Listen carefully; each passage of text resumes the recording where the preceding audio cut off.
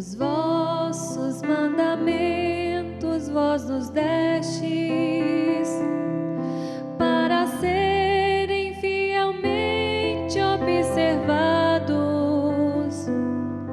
Oxalá seja bem firme a minha vida em cumprir vossa vontade, vossa lei. Os vossos mandamentos vós nos destes, para serem fielmente observados.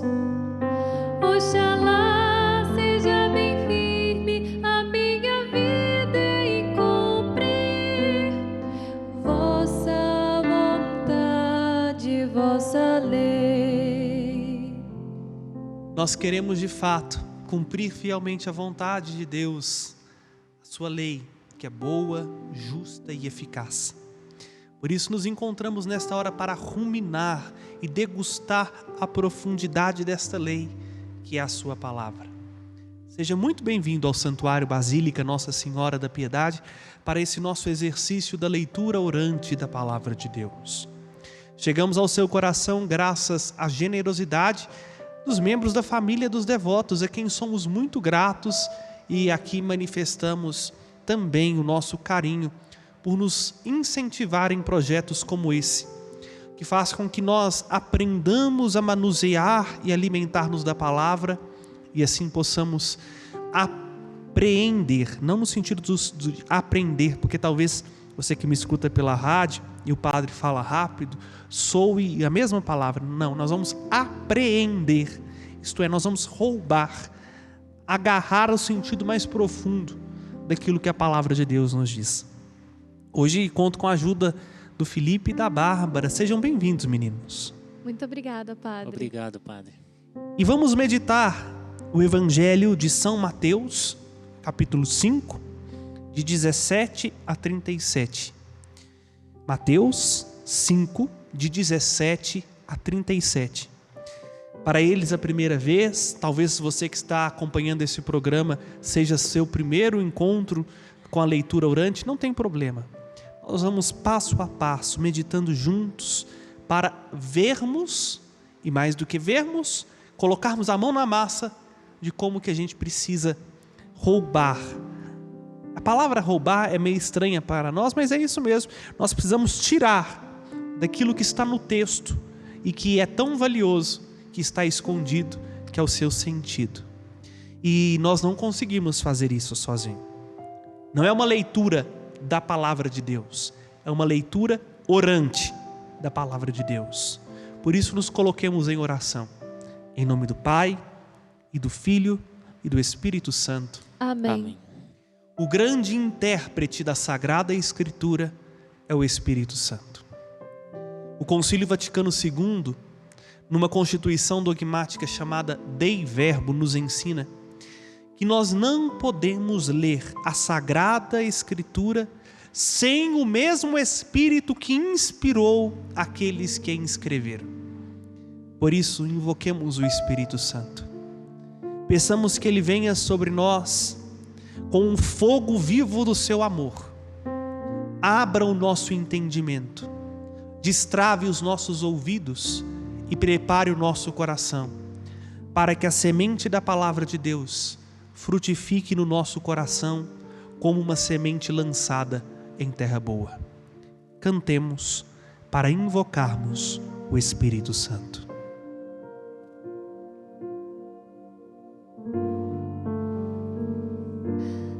Vem Espírito de Deus, vem Espírito Santo, manda teu fogo, dá-nos teu poder.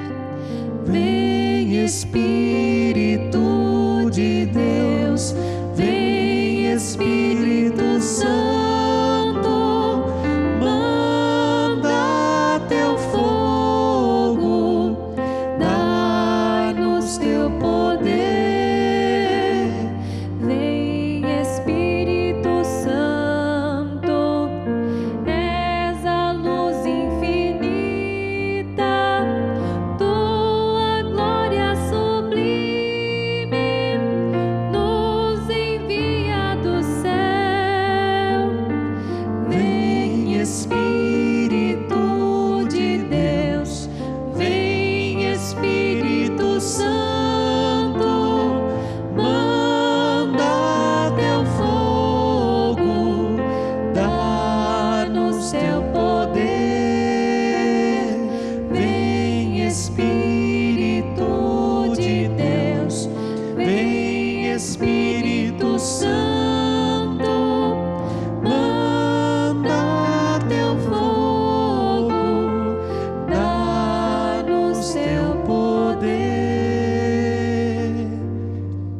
Divino Espírito Santo, descei sobre nós, iluminai-nos e permanecei para sempre.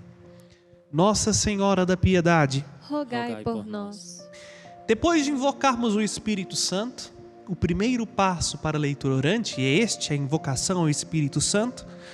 O segundo passo é ler o texto. Parece óbvio, mas não é. E nós vamos ler o texto tentando responder à pergunta: o que o texto diz? Ok? Então vamos juntos ler este texto do Evangelho de Mateus, capítulo 5, de 17 a 37, e busquemos entender o que o texto está dizendo. Naquele tempo, disse Jesus aos seus discípulos: não penseis que eu vim abolir a lei e os profetas. Não vim para abolir, mas para dar-lhes pleno cumprimento. Em verdade eu vos digo, antes que o céu e a terra deixem de existir, nenhuma só letra ou vírgula serão tiradas da lei, sem que tudo se cumpra. Portanto, quem desobedecer a um só destes mandamentos, por menor que seja, e ensinar os outros a fazerem o mesmo, será considerado o menor no reino dos céus. Porém, quem os praticar e ensinar, será considerado grande no reino dos céus. Porque eu vos digo, se a vossa justiça não for maior que a justiça dos mestres da lei e dos fariseus, vós não entrareis no reino dos céus. Vós ouvistes o que foi dito aos antigos: não matarás. Quem matar será condenado pelo tribunal. Eu, porém, vos digo: todo aquele que se encoleriza com seu irmão será réu em juízo. Quem disser ao seu irmão patife será condenado pelo tribunal. Quem chamar o seu irmão de tolo será condenado ao fogo do inferno. Portanto, quando tu estiveres levando a tua oferta para o altar, e aí te lembrares que teu irmão tem alguma coisa contra ti, deixa a tua oferta aí diante do altar. Só então vai apresentar a tua oferta. Procura reconciliar-te com o teu adversário enquanto caminha contigo para o tribunal. Senão, o adversário te entregará ao juiz, o juiz te entregará ao oficial de justiça e tu serás jogado na prisão. Em verdade eu te digo, daí não sairás enquanto não pagares o último centavo. Ouvistes o que foi dito: não cometerás adultério. Eu, porém, vos digo, todo aquele que olhar para uma mulher com o desejo de possuí-la, já cometeu adultério com ela no seu coração. Se o teu olho direito é para ti ocasião de pecado, arranca-o e joga-o longe de ti. De fato, é melhor perder um dos teus membros do que todo o teu corpo ser jogado no inferno. Se tua mão direita é para ti ocasião de pecado, corta-a e joga-a para longe de ti. De fato, é melhor perder um dos teus membros do que todo o teu corpo ir para o inferno. Foi dito também: quem se divorciar de sua mulher, dê-lhe uma certidão de divórcio. Eu, porém, vos digo, todo aquele que se divorcia de sua mulher, a não ser por motivo de união irregular, faz com que ela se torne adúltera. E quem se casa com a mulher divorciada, comete adultério. Vós ouvistes também o que foi dito aos antigos: não jurarás falso, mas cumprirás os teus juramentos feitos ao Senhor. Eu, porém, vos digo: não jureis de modo algum, nem pelo céu, porque é trono de Deus, nem pela terra, porque é o suporte onde apoia os seus pés, nem por Jerusalém, porque é a cidade do grande rei. Não jures tampouco pela tua cabeça, porque tu não podes tornar branco ou preto um só fio de cabelo. Seja o vosso sim, sim, e o vosso não, não. Tudo o que for além disso vem do maligno. Palavra da salvação. Glória a vós, Senhor. Nós não temos tempo, mas o ideal é que a gente leia 1, 2, 3, quantas vezes for necessário o texto. E vou fazer aqui no modo de pergunta e resposta, para que a Bárbara me ajude e você se coloque no lugar. Porque entender o que o texto diz, como nos recorda Santo Inácio de Loyola, é em primeiro lugar imaginar, fazer uso da nossa imaginação para reconstruir a cena. Quem estava nesta cena? É a primeira pergunta que a própria introdução à liturgia nos faz. Estava quem, Bárbara, neste Jesus evangelho? e seus discípulos. Jesus e seus discípulos. Então nós podemos imaginar isso. E sabemos que o contexto, como nós ouvimos nas últimas semanas, é o do Sermão da Montanha. Jesus, sentado no alto da montanha, ensina os seus discípulos. E o que Jesus faz neste evangelho, Bárbara? Apresenta a eles as leis, né? Exatamente. Vai meio que como um professor, apresentando lei por lei do Antigo Testamento. As 10 prescrições que nós conhecemos, né? Os 10 mandamentos da lei de Deus. E o versículo que Jesus usa de abertura é o primeiro, vamos dizer assim. É a moldura a partir da qual ele vai discorrer cada um dos mandamentos. O que ele nos diz, portanto, Bárbara, no versículo 17? Não penseis que vim abolir a lei e os profetas. Não vim para abolir, mas para dar-lhes pleno cumprimento. E aí nós ficamos nos perguntando, por que Jesus começa dizendo isso? Aí nós vamos para um segundo passo, que é entender o contexto. Porque talvez as pessoas pensavam que Jesus trouxe uma lei nova. Pensavam que Jesus veio para pôr fim a tudo aquilo que os profetas do Antigo Testamento disseram. Então esta é a perspectiva que todo este grande evangelho nos apresenta. Jesus não veio para pôr fim à lei. Jesus não veio ensinar um mandamento novo. Pelo contrário, diz ele veio para levar a lei ao seu cumprimento mais perfeito, ao seu pleno cumprimento, ao modo como Deus espera que a lei seja cumprida. Aí a partir disso, nós vemos a orientação de Jesus no versículo 19. Quem desobedece está indo contrário à lei de Deus, mas não é só não desobedecer, é também não ensinar a desobedecer. Porque diz, né? Quem desobedece uma só vírgula, por menor que seja, será considerado o menor do reino dos céus. E aí Jesus nos ensina que o fazer esta lei, o modo como nós vamos dar testemunho da lei de Deus, não pode ser por mera aparência. Segue em seguida o versículo 20 do Evangelho, onde ele fala, não pode ser feito como os mestres da lei e os fariseus. Por quê? Os mestres da lei e os fariseus sabiam da lei e se davam por tranquilo pela prescrição da lei, a lei pela lei. Ora, se não pode pôr a florzinha no pé do altar, não se colocava a florzinha do pé do altar.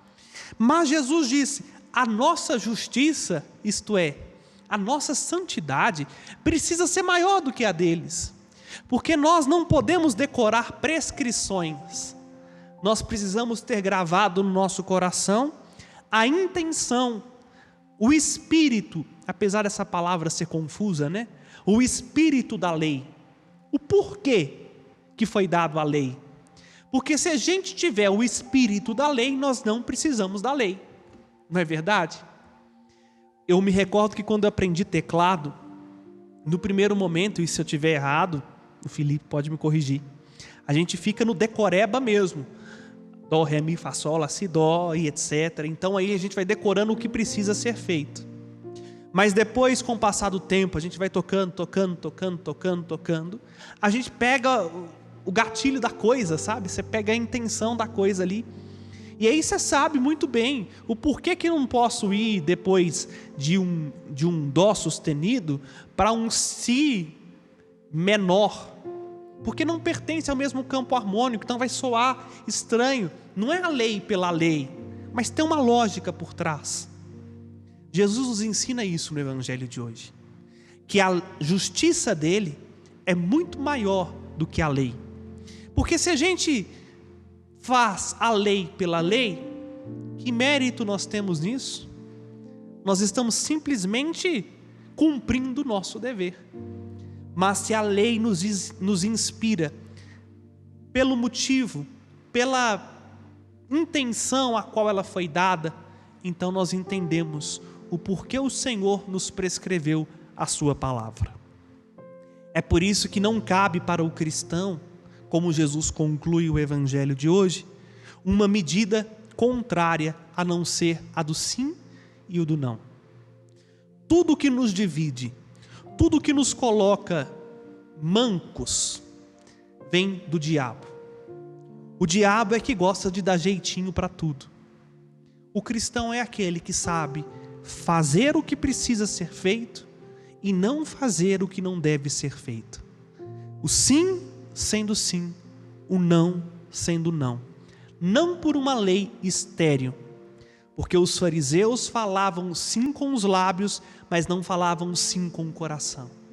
Mas por um espírito de amor, pela força de Deus, que nos faz entender que o sim que eu pronuncio com os lábios, antes foi dito no meu coração. Que o não que eu mostro com as minhas ações, antes já foi dito não cá dentro de nós. Agora, depois desta leitura do texto e entendido o que o texto diz, nós vamos para o terceiro passo da leitura orante da palavra de Deus, que é a meditação. É a parte mais demorada, sabe, da Léxio Divina, porque pode ficar horas numa palavra, numa cena, porque o intuito da meditação é responder duas perguntas. O que este texto diz de mim? Eu vou pegar meu celular aqui, eu vou até pedir os meninos da Z2 que usem a câmera cá de trás para vocês verem o que o padre está vendo pelo celular. É olhar no texto tal como o padre está olhando e ver um espelho, sabe? E ver o Felipe tal como o Felipe é, exatamente isso, pelo espelho da palavra de Deus. E aí a gente vê o que Deus está falando de mim a partir deste texto. Toda vez que você ler a Bíblia, você pode se fazer esta pergunta: o que Deus fala de mim a partir da Sagrada Escritura? Quem é o Felipe contrastado com este espelho que é o texto bíblico? Quem é você? Como está seu coração? Quando a gente olha no espelho e a gente vê o cabelo bagunçado, a maquiagem que precisa retocar, uma cicatriz, não é? A gente vê quem nós somos. É a hora da meditação de perguntar, à luz deste espelho que mostra quem eu sou, o que eu preciso mudar na minha vida? O que eu preciso fazer para consertar os borrões da minha história? A segunda pergunta que nasce: o que Deus diz para mim a partir deste texto? Consegue ver a diferença, Bárbara? O que Deus diz de você e o que Deus diz para você.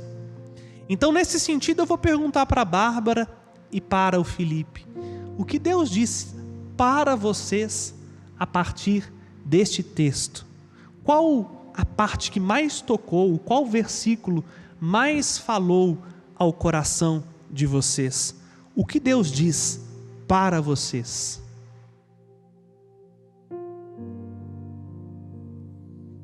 Para mim, padre, a parte que mais marcou foi o versículo 29. Se teu olho direito te leva à queda, arranca-o e joga para longe de ti. De fato, é melhor perderes um de teus membros do que de que ter todo o seu corpo ser lançado ao inferno. Bárbara? O que mais me tocou foi quando diz: procura reconciliar-te com teu adversário enquanto caminha contigo para o tribunal. Senão, o adversário te entregará ao juiz, o juiz te entregará ao oficial de justiça e tu serás jogado na prisão. Vejam, o que Deus diz para você? Aí a meditação que você vai fazer a partir de agora, porque já estamos chegando no final deste programa, te motivará a encontrar meios de colocar em prática na sua vida isso que te tocou.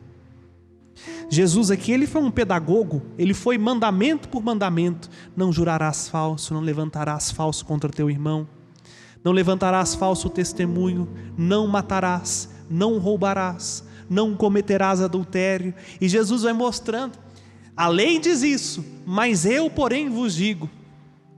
Termino dizendo, toda vez que eu ouço isso, assim foi dito pelos antigos, eu porém vos digo, eu me recordo que eu preciso entender este Jesus tal como Jesus é, e não do jeito que eu gostaria.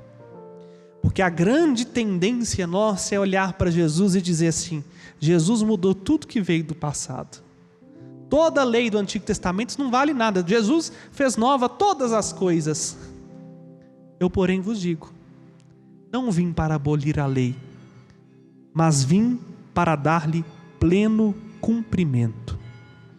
Agora, à luz disso, é um momento em que nós vamos rezar. Num instantezinho em silêncio, se coloque na presença de Deus, neste instante, e deixe que a palavra se transforme em oração.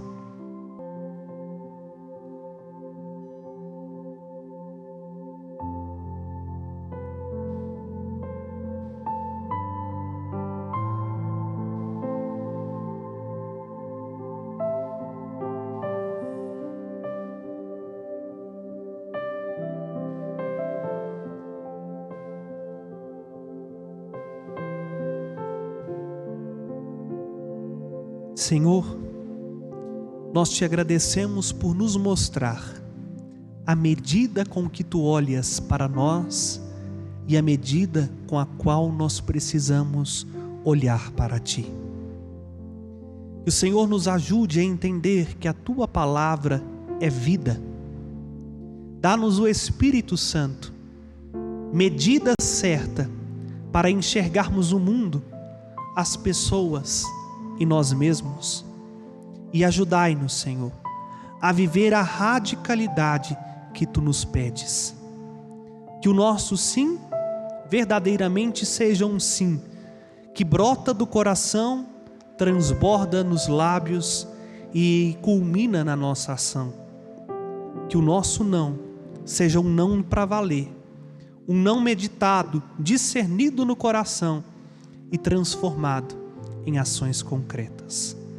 Te damos graças, Senhor, e te bendizemos pela vossa palavra, luz para os nossos caminhos e guia nesta estrada da vida que nos conduz a vós. Amém.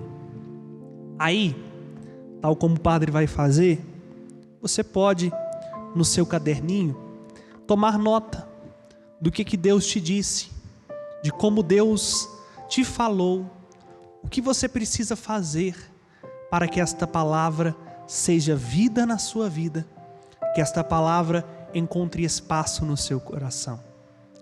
Espero que a leitura, hoje bem rapidinha, mas não menos meditada e rezada, do texto bíblico do Evangelho de São Mateus, nos ajude, te ajude a encontrar-se com um Cristo Palavra que deseja dar-nos vida e vida em plenitude. O Senhor esteja convosco. Ele está no meio de nós. Por intercessão de Nossa Senhora da Piedade, abençoe-vos o Deus Todo-Poderoso, Pai, Filho e Espírito Santo. Amém. Um forte abraço e até a próxima leitura orante, se Deus quiser.